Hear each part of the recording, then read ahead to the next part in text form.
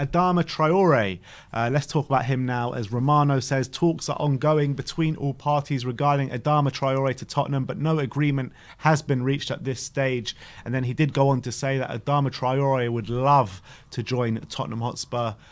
El Transistor says that, I don't know how reliable they are, but they're a Spanish publication. They say the transfer of Adama Traore to Tottenham is complicated. I swear every single transfer, every single rumour is always complicated. It wouldn't be a Spurs transfer if it wasn't complicated. It's always complicated. I didn't need a Spanish publication to confirm that the transfer was going to be complicated. I could have told you that myself. Anyway. I could have told you that myself. But it doesn't surprise me.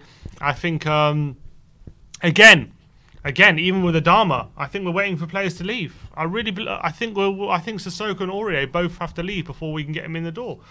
I think this deal, 40 million loan with obligation to buy, I think Wolves will probably accept it. But I think we're again still waiting to get people out the door, and as frustrating as it is, I think that's the situation. It's definitely true, because we can't bring in another foreign player until a foreign player leaves. That's just the facts, because we're at the max quota. If we were a City or a Chelsea or a United, we would bring them in and just put. And if we can't get rid of the players we can't get rid of, put them in reserves. That's what we would do. But we're not. So we can't. Levy will be, I would about to say tearing his hair out, but slapping his head. If I'd love to slap a wet fish on his bald head. If Sissoko was in the reserves at 95 grand a week, he would never allow that. That's the truth. You know, Yeah. How much is Phil Jones on right now? He's been in the reserves for 2 years. I don't know how much he's on, but you know they're not bothered about Phil Jones still being in the squad to think about signing Varane, are they? No, exactly. they're not. No. What they do is, if we can't sell Phil Jones, we'll put him in the reserves and we're going to get the guy we need to improve the team.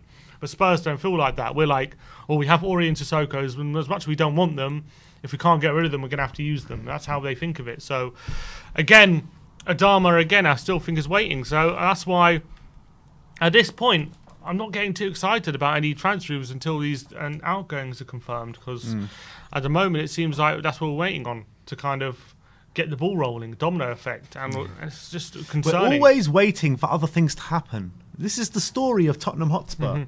Literally every single transfer window, we can't do this until we do that. Yeah. We can't do this until we do that. This can't happen until that happens. I mean, drives me up the wall. Just get your business done. And Adama, I never knew how much I wanted him until he was linked to us, and now all of a sudden I really want him. It's like, I want Adama now, get him in. I want those 2 goals a season.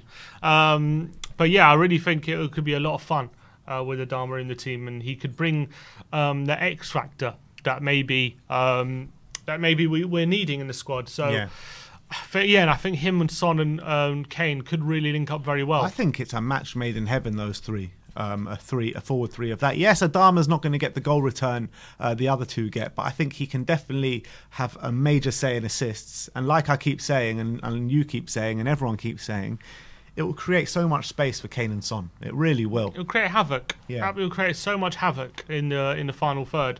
And that's the thing. If we can get our defence right and make sure we're rock solid at the back, you know, have Højbjerg, Skip and protecting that back four, have that defence solid as a rock, and then Kane, and then Traore's unstoppable, even when you've got two players on him. And then he opens up space for Kane and Son. We could really be an effective team, very effective.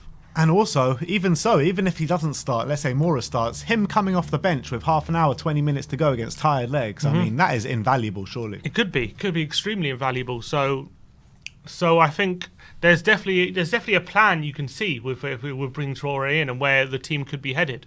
Yeah. And you know, especially against the better teams. I can definitely see this being a very effective strategy. Remains to be seen how we play, you know, against you know, teams like Wolves or, you know, other teams. But I think against teams who leave us a lot of space, it could be devastating. Definitely. Who do you think is a better player, Moura or Adama? It's a close one. It's a very close one. I think as much as Lucas is frustrating in the final third, I actually think he probably offers more in the final third than Traore in a weird way.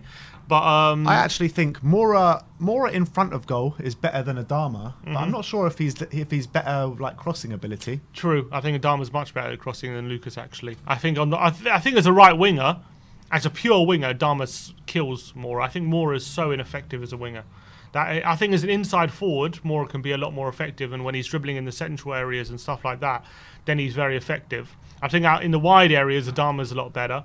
When it comes to dribbling, I think Adama's obviously better, but not as much as you'd think. But he's definitely better than Lucas. If Lucas is like a 8.5 out of 10, like Adama's like a 9 out of 10, or maybe 9 and 9.5, something like that. I think technique-wise, Lucas is much better in terms of shooting technique, passing technique, and stuff like that. But in terms of what Adama is, like Lucas, as much as he is good at bouncing off people and dribbling, you just can't bully Adama like you can sometimes Lucas. So I don't know, Adama might just shade it. I think they're very similar level. I think technically Moura is a better player, but I think Adama's more effective player, if that makes sense. Potentially, just because of his pure physicality, what he offers, like Lucas, you don't always have to put 2-3 men on him, but Adama, you really do. Yeah, you really do. Yeah, and that's the difference. All right.